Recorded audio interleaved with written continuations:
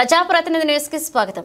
యాదాద్రి భువనగిరి జిల్లా ఆలేరు మండలం కొలనుపాక గ్రామంలో సోమేశ్వర ఫంక్షన్ హాల్లో ఆలేరు రాజపేట భారత కమ్యూనిస్టు పార్టీ సమావేశాన్ని నిర్వహించారు. ముందుగా ఆరుట్ల రామచంద్రారెడ్డి చిత్రపటానికి పూలమాలలు వేసి జ్యోతి ప్రజ్వలన చేసి అనంతరం అమరవీరులకు మౌనం పాటించారు. భారత కమ్యూనిస్టు పార్టీ యాదాద్రి భువనగిరి జిల్లా కార్యదర్శి గోదా శ్రీరాములు మాట్లాడుతూ అసెంబ్లీ బడ్జెట్ సమావేశంలో యాదాద్రి భువనగిరి జిల్లా రైతుల కోసం ఒక పైసా కూడా నిధులు కేటాయించకపోవడం శోచనీయమన్నారు. ఈ ప్రాంతానికి నదీ జలాల కోసం గంధమల్ల చెరువును రిజర్వాయర్ చేయాలని, పునాది కాలువ భువనగిరి నుండి అడ్డగూడూరు వరకు పెంచాలని ఆయన ప్రభుత్వాన్ని కోరారు.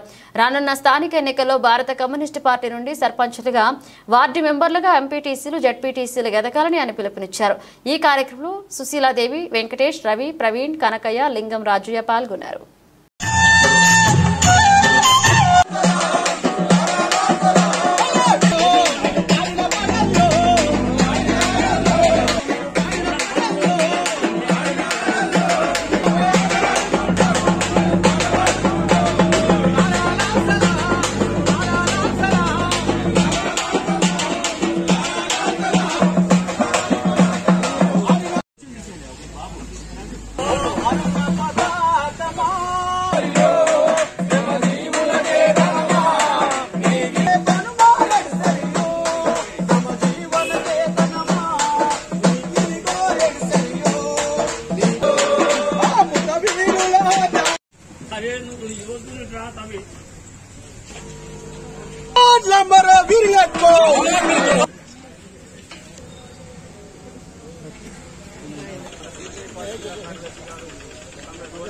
ఈ వచ్చే స్థానిక సంస్థల ఎన్నికల్లో కూడా మనం అన్ని కాంగ్రెస్ ప్రభుత్వం అధికారంలోకి వచ్చి ఇవాళ ముఖ్యమంత్రి రేవంత్ రెడ్డి గారు గాని, ఇక్కడ శాసనసభ్యులు బీలయ్య గారు గాని ఇవాళ ఇక్కడ ఉన్న చెక్డౌన్లన్నీ కూడా నిర్మాణం చేస్తాం.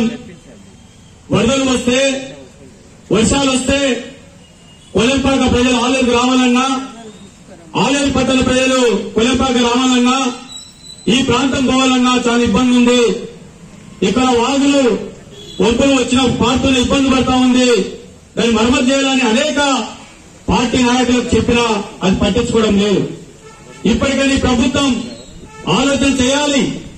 ఆ వాగు అనేది చెక్ డ్యాం కడితే వర్షాలు వచ్చినప్పుడు ఇబ్బంది ఉండదు. వర్షాలు వచ్చినప్పుడు, వాగు వచ్చినప్పుడు అక్కడ నాగపురం నుండి జంగం నుంచి వచ్చి ఆలేరుకు ఓలావుతున్న పశువుల దగ్గరికి వచ్చి పార్లమెంట్కు పోయే పరిస్థితి ఏర్పడ్డది. దాన్ని ప్రయత్నం చేయాలని సందర్భంగా మేము గుర్తు చేస్తా ఉన్నాం. రెండోటి మిత్రులారా, ఈ ఆలేరు రెవెన్యూ డివిజన్ కావాలని అనేక పోరాటాలు నడుస్తా ఉన్నాయి. 2016 నుంచే ఈ రెవెన్యూ డివిజన్ కావాలి, ఈ ప్రాంత ప్రజలకు అందుబాటులో ఉండాలి అనే పోరాటం నడుపుతున్న నేపథ్యంలో మొన్న నెల 5 తారీఖు నాడు సిపిఐ పార్టీ మండల కమిటీ, జిల్లా కమిటీ ఆదేశాల మేరకు రెవెన్యూ డివిజన్ కూడా కావాలని ఒకరోజు ఉపవాస దీక్ష కూడా సిపిఐ పార్టీ చేపట్టడం జరిగింది. అదేవిధంగా ఇవాళ ముఖ్యమంత్రి రేవంత్ రెడ్డి గారు ఇవాళ సైదాపురం గడ్డకాడికి ఎన్నికల ముందు వచ్చినాక రెవెన్యూ డివిజన్ ఏర్పాటు చేస్తానని చెప్పాడు. వీలయ్య గారు కూడా ఆలేరులో సాయిబాబు గుడి దగ్గర ఎన్నికల ముందు పెట్టిన కార్యక్రమాన్ని కూడా రెవెన్యూ డివిజన్ ఏర్పాటు చేస్తానన్నాడు. ఇప్పటికి 8 నెలలు దాటిపోతా ఉంది. మీ మాటలు ఎక్కడ వరకు పోతా ఉన్నాయని కూడా ఒకసారి అర్థం చేసుకోవాల్సిన అవసరం ఉందని కోరుతా ఉన్నాం. ఇక్కడ కాంగ్రెస్ పార్టీ సోదరులు ఉన్నారు. ఇక్కడ చక్కెర ఫ్యాక్టరీలో చెరుకు, కరెంటు గాని, తాగునీరు గాని, సాగునీరు గాని, పేదల బడుగు బలిగిన వర్గాల ప్రజల కోసం ఎత్తిన ఎర్ర జెండా నా నైజాం సరిగరోడా నీ గోరిగడ్డం పడుకనే ఆలోచనతోటి రజాకాలను తరిమి కొట్టిన చరిత్ర ఈ ప్రాంతానికి ఉందని సందర్భంగా తెలియజేస్తా ఉన్నాం. తప్పకుండా నేను ఈ యొక్క గంధమల కడతానని మాట ఇస్తా ఉంటాను. శ్రీరాములు, నేను అందరం అక్కడ టెక్నికల్ ఇంజనీర్లు జగదేపూర్లో ఉంటే వారి దగ్గర పోయి ఇంజనీర్లు అడితే ఉన్నారంటే ఇక్కడ చాలా ఈజీ అండి, ఖర్చు తగ్గుతుందండి, ఈ ప్రాజెక్టు కంటే బాగానే ఉంటుందని చెప్పిర్రు. దాన్ని సూచన చేస్తే మరి ఇలా 10 టీఎంసీలు కాదు, కేవలం ఏదో 1.5 టీఎంసీలు చేస్తామని అంటారు. ఏదో మీరు ఇచ్చినటువంటి మాట నిలబెట్టాలి. ఈ కొలంపాక ఆలేరు ప్రాంతానికి సాగునీరు అందించాలని ఈ యొక్క ఏఆర్ వర్ధంతి సందర్భంగా మేము గుర్తు చేస్తా ఉన్నాం. కాబట్టి మిత్రులు, ఏ సమస్యలు వచ్చినా మనమంతా కలిసికట్టుగా పార్టీలకు అతీతంగా మన జీవన విధానం మెరుగైనటువంటి మెరుగుపరచుకోవడం కోసం మన ఉద్యమాలలో పాల్గొంటేనే మనకు చైతన్యం అవుతామనేది తెలుస్తూ ఉంటుంది. వారి వర్ధంతి కార్యక్రమాన్ని నిర్వహిస్తున్నాం.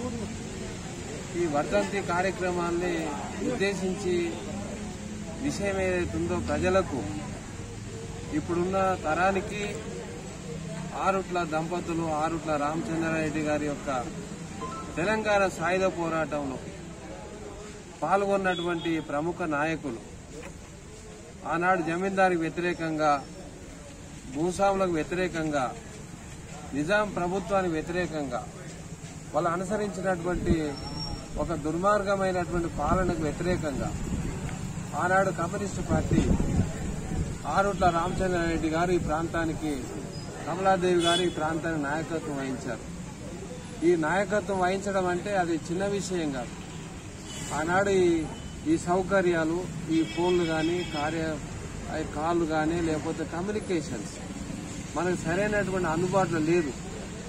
అక్కడ సమాచారం అందించాలంటే ఒక మనిషి నడుచుకుంటూ పోయి ఆ సమాచారాన్ని అందిస్తే తప్ప ఆ గ్రామానికి వార్తలు అందేది కాదు. అలాంటి యొక్క 30-40 సంవత్సరాల కిందట జరిగినటువంటి ఏదైతే వాళ్ళ ఉద్యమాలు దాదాపు 70 సంవత్సరాలు గడిచిపోయింది. వాళ్ళు చనిపోయి 39 సంవత్సరాలు గడుస్తూ ఉన్నారు. కానీ ఇక్కడ ఉన్నటువంటి ప్రాంతంలో ఈ భూమి కోసం భుక్తి కోసం సాగించినటువంటి తెలంగాణ సాయుధ రైతాంగ పోరాటం కొన్ని వేల ఎకరాలు గ్రామీణ ప్రాంతాల్లో ఆలేరు నియోజకవర్గం నల్గొండ జిల్లాలో జరిగినటువంటి పోరాటాలు. ఈ పోరాటాలు మనం ఎంత చెప్పినా అది తరిగేది కాదు. పేద ప్రజల పక్షాన నిలబడి ఆ ప్రజలకు రక్షణగా ఉండటమే కాకుండా ఆ భూములను కూడా పేదలకు పంచినటువంటి చరిత్ర మన ఏఆర్ గారి కమలాదేవి గారికి ఉన్నది.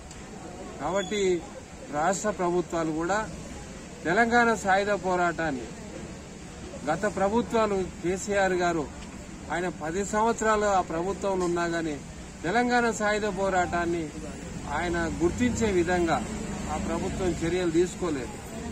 ఆ పోరాటంలో ఎంతమంది అమరులైనారో అమరులైన కొంతమందిని ఆయన తీసుకొని ఏదో కార్యక్రమం నిర్వహించారు. కానీ అసలు కమ్యూనిస్టు పార్టీ ఎర్రజెండా నాయకత్వంలో తెలంగాణ నైజాం వ్యతిరేక పోరాటాన్ని ఆయన తీసుకురావడంలో కేసీఆర్ గారు పూర్తిగా విఫలమైనారు.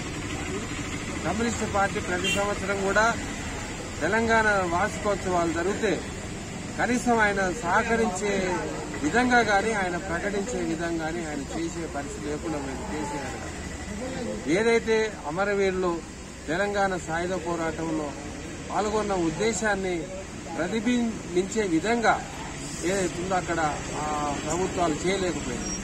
ఇప్పుడు కూడా రేవంత్ రెడ్డి గారు కాంగ్రెస్ గవర్నమెంట్ రావడానికి కమ్యూనిస్టు పార్టీ ఒక బీజేపీ యొక్క మత రాజకీయాలకు వ్యతిరేకంగా దేశంలోని ప్రాంతంలోనే రాష్ట్రంలోనే కాంగ్రెస్ ప్రభుత్వాలను తీసుకురావడం ఉపయోగం ఉంటుందని మన కమ్యూనిస్ట్ పార్టీ నిర్ణయం చేసింది.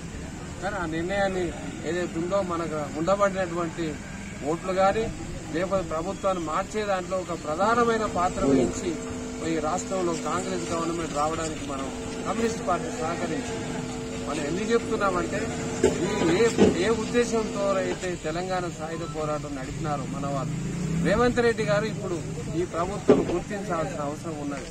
ఎందుకంటే చాలా మంది అమరులు అయినారు. ఆయన తెలియదు కాబట్టి చెప్తున్నా. ఆయన 39 సంవత్సరాలంటే అంతకుముందు తెలంగాణ సాయుధ పోరాటం కూడా విని ఉండొచ్చు. ఆయన ఈ ప్రత్యక్ష పోరాటాలు ఏ విధంగా జరిగిందనే విషయం ఆయనకు అవగాహన లేదు ముఖ్యమంత్రి గారు. కాబట్టి ఆయన తెలుసుకోవాలి. ముఖ్యమంత్రి గారు తెలుసుకొని తెలంగాణ చరిత్రను ఈ రాబోయే తరాలకు అందించే విధంగా ఆయన